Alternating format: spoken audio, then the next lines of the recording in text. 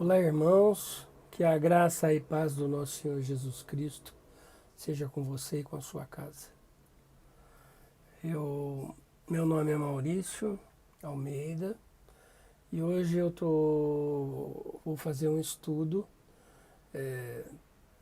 fechando a pequena primeira trilogia da sabedoria de Deus, que se iniciou com o irmão Anderson, falando sobre o significado da sabedoria de Deus.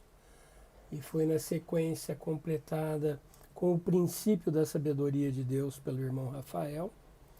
E agora eu vou trazer para vocês a finalidade da sabedoria de Deus.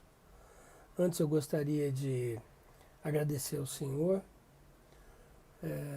por essa oportunidade. Pai, grato sou porque mais uma vez o Senhor me usa como instrumento para levar o teu evangelho, a tua sabedoria, o conhecimento, Pai, e nos reconfortar, abastecer a nossa alma, trazer refrigério, paz e conhecimento, para que no nosso dia nós possamos melhorar enquanto servos teus, Pai, enquanto homens falhos e pecadores que somos.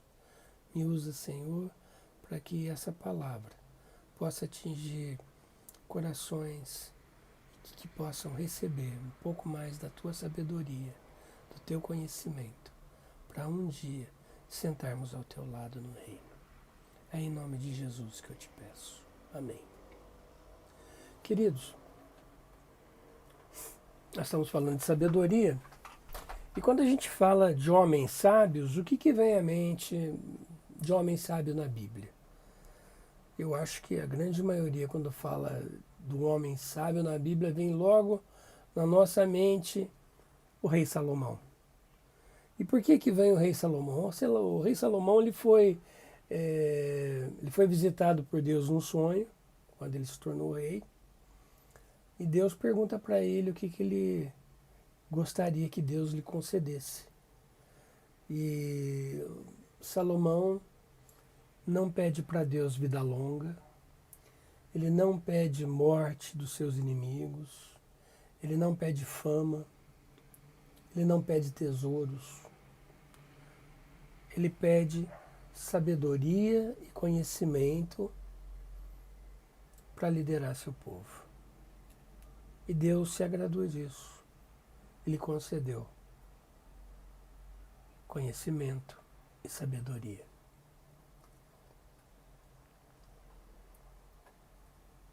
A fama que ele não pediu, mas que se alastrou por todo mundo da época, fez com que muitos reis e rainhas fossem visitá-lo pedindo conselhos, olhando para Salomão e enxergando uma sabedoria que eles nunca teriam. Essa sabedoria que Deus lhe concedeu. Muitas são as histórias na Bíblia da sabedoria de Salomão. A gente poderia passar tempos e tempos falando disso, mas o nosso estudo fala da finalidade da sabedoria. Então, a palavra de Deus, ela faz uma conexão muito boa, muito intrínseca do que a sabedoria está diretamente ligada com o comportamento correto. A gente pergunta, como assim? Mas é simples. Quanto mais a gente aprende, quanto mais a gente conhece da palavra de Deus, quanto mais sábios nós ficamos, o nosso comportamento vai se modelando a Cristo.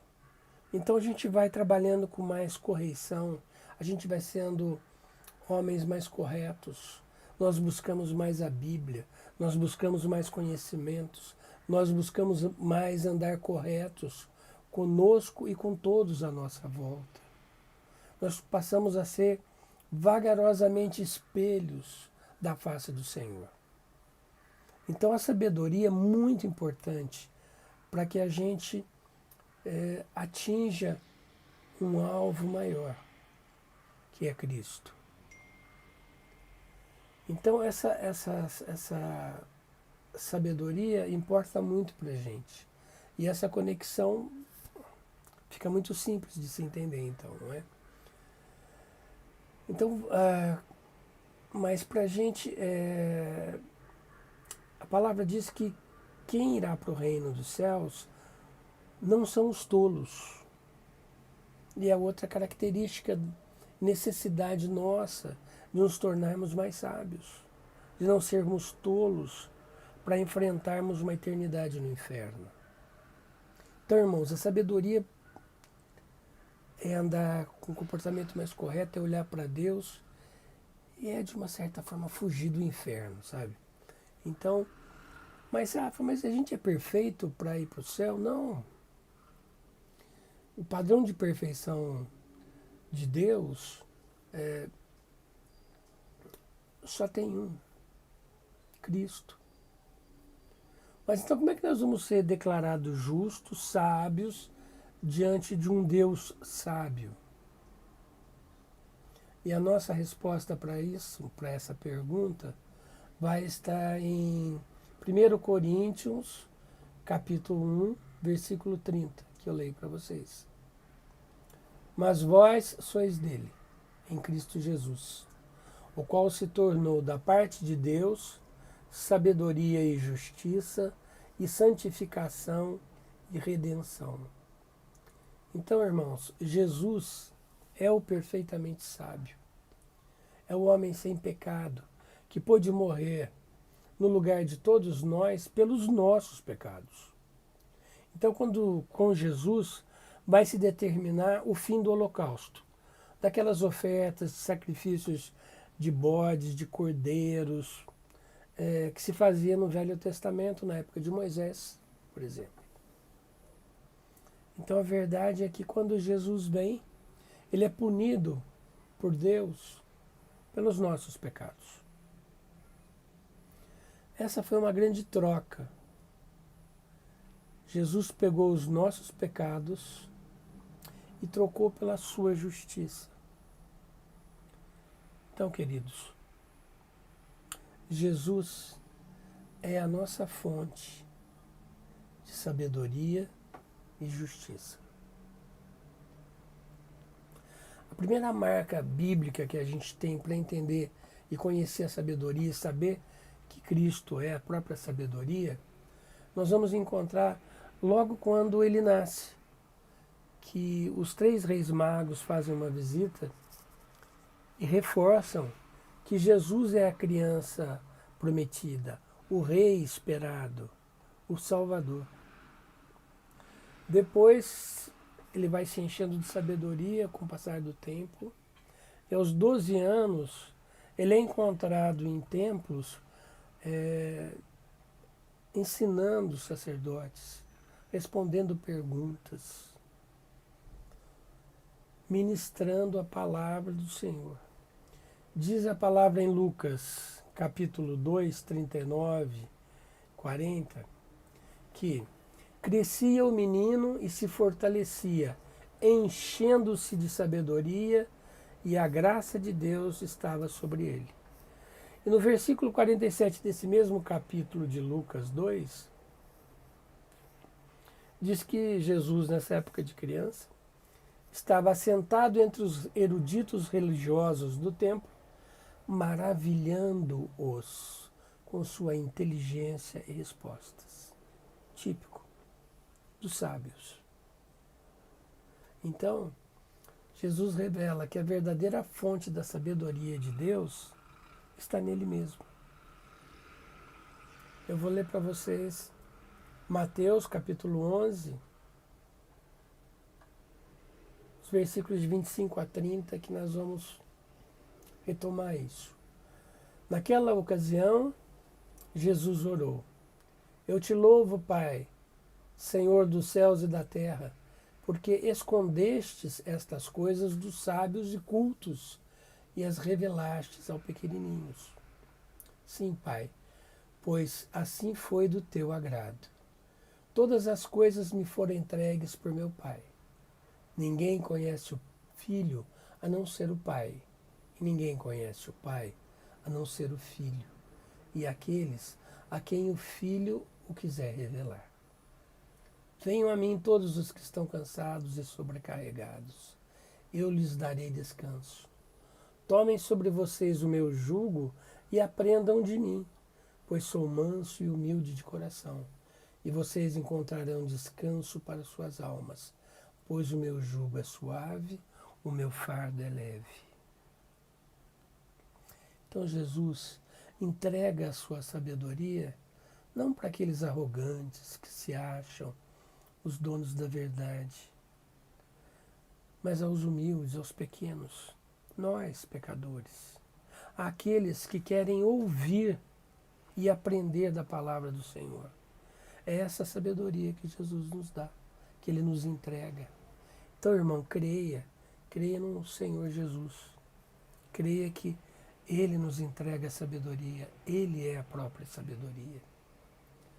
Então, em verso dos sacerdotes da época de Jesus, Ele entregou a sabedoria a quem quisesse ouvir, praticar, e assim, apesar de tentarem silenciá-lo e ao final matá-lo, aos pobres, humildes e às crianças, Ele entregou a salvação.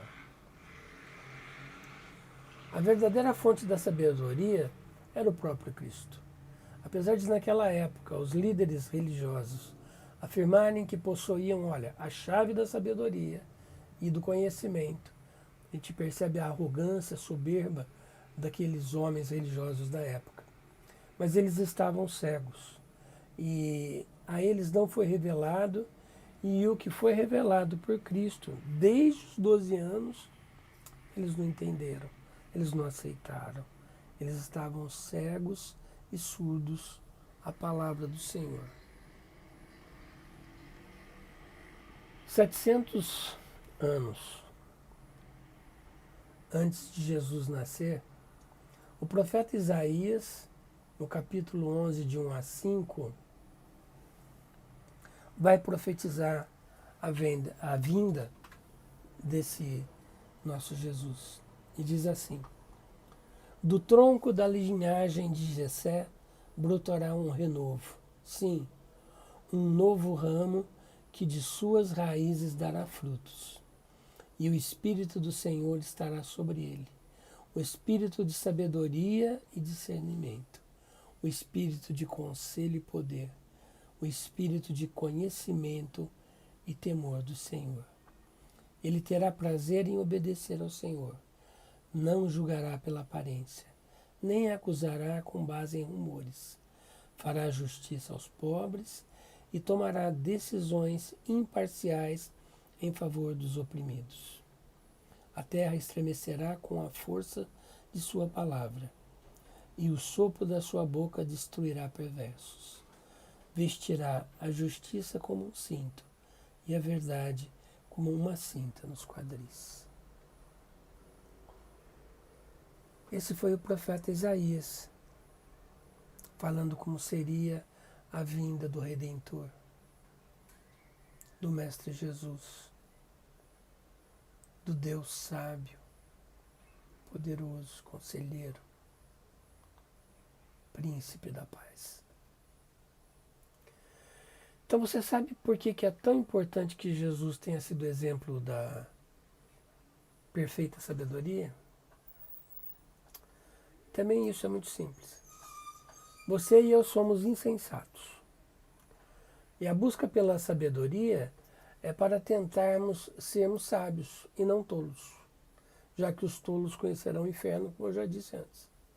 Então buscar a sabedoria, irmãos, é primordial para a nossa vida eterna. O fato de você poder controlar o seu temperamento, sua língua, sua sexualidade, não significa que você seja capaz de fazer isso com as próprias forças. E para chegar ao padrão de perfeição, nós dependemos do Cristo Jesus.